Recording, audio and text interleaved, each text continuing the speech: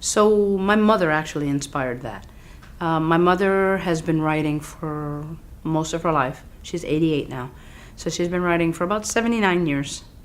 And I watched her write well into the night because she had a full-time job. So she would write until like 3 o'clock in the morning. I'd get up to go to the bathroom. She's there writing on the old school typewriters and stuff and writing by hand. And then she would get up at 6 and get us ready for school. And she wanted to be published, but she was her own worst enemy. It was never good enough. She didn't submit. And with the advent of self-publishing and everything else, I realized she can get her work done. But what she did was she went to a vanity press initially. And she paid all this money. I didn't know she had done that. And her work wasn't marketed. Her work wasn't put out there. And she was disappointed. So I asked her if I could go ahead and do that. And she said, "Really? Are you really going to do Palmas now?" And I said, "What?" And she's like, "Don't you remember?"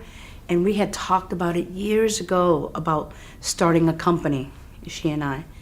And so I put it into effect. And my whole thing was just to pay it forward. So, I have a couple of writers that I work with, a couple of authors, but it's not... I wouldn't consider it a true publishing company, in that my goal is to prepare them to move on for themselves, if that makes sense. I'm all about paying it forward. So what I learn, I pass on. What I can do, I pass on. If I can help them, I'll help them. Someone yelled at me for not having a consultation fee, and I still don't. But if you want to sit and work with me and stuff, yeah, fine, we'll figure it out. And I'm terrible with that because I just want folks to get their work out there. I had help, a little bit of help, and it benefited me. And since then, I've found my own tribe of folks to work with, and we all do that. We all try to pay it forward.